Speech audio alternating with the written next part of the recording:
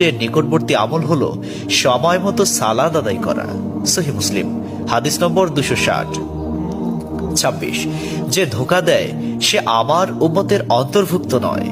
27 তুমি জানো তুমি সঠিক, তবু তর্ক করো না, তর্কে জড়াইও না। 28 হযরত মুহাম্মদ সাল্লাল্লাহু আলাইহি ওয়াসাল্লাম বলেছেন, তোমরা বিপদে পড়ে মৃত্যু কামনা করবে না, বরং বলবে, হে আল্লাহ, যে পর্যন্ত জীবিত থাকা আমার জন্য কল্যাণকর, আমাকে ততক্ষণ জীবিত রাখুন, এবং যখন মৃত্যু আমার জন্য কল্যাণকর তখন তুমি আমাকে মৃত্যু দাও। 29 সূরা ইয়াসিনকে কুরআনের হৃদয় বলা হয়। 30 হযরত মুহাম্মদ সাল্লাল্লাহু আলাইহি ওয়াসাল্লাম বলেন, মায়ের একটি কষ্টের নিঃশ্বাস 7টি দোজখের চেয়েও ভয়ঙ্কর, আর একটি সুখের হাসি 8টি বেহেশতের সমান। সুবহানাল্লাহ।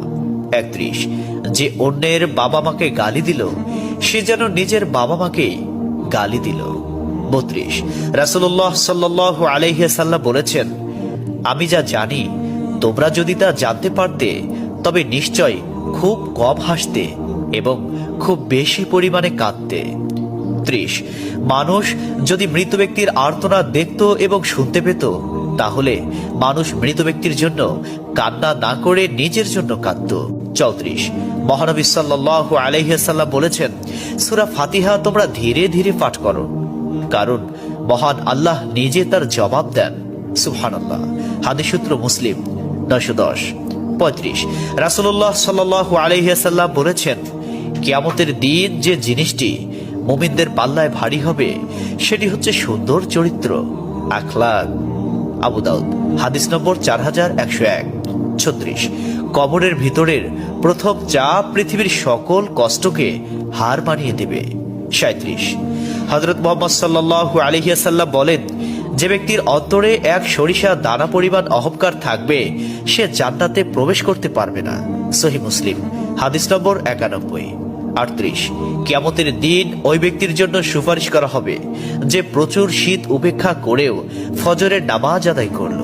39 নিশ্চয় মহান আল্লাহ নম্র, তিনি নম্রতাকে পছন্দ করেন। তিনি নম্র স্বভাবের লোকদেরকে যা দান করেন তা কঠিন স্বভাবের লোকদের দান করেন না। আবু দাউদ হাদিস নম্বর 4807।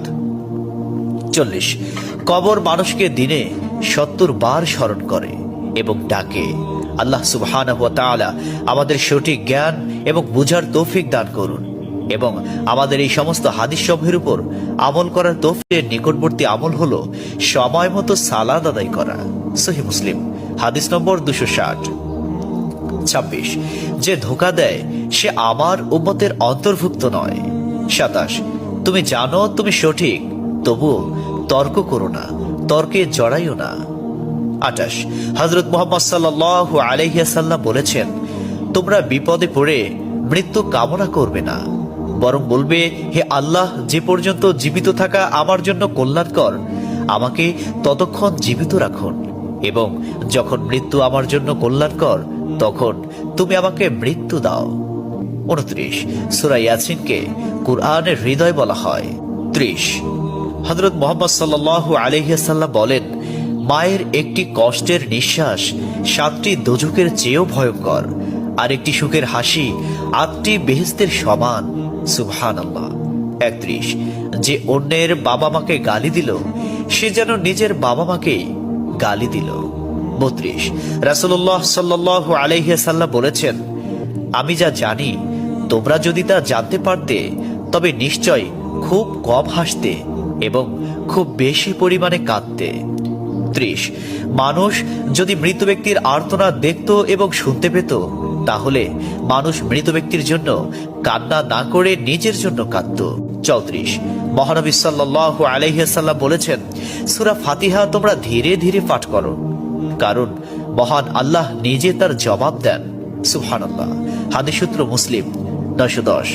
35 রাসূলুল্লাহ সাল্লাল্লাহু আলাইহি ওয়াসাল্লাম বলেছেন, কিয়ামতের দিন যে জিনিসটি মুমিনদের পাল্লায় ভারী হবে সেটি হচ্ছে সুন্দর চরিত্র, আখলাক। আবু দাউদ হাদিস নম্বর 4101। 36 কবরের ভিতরের প্রথম চাপ পৃথিবীর সকল কষ্টকে হার মানিয়ে দেবে।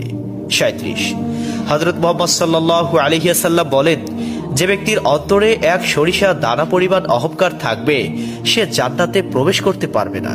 সহিহ মুসলিম হাদিস নম্বর 91।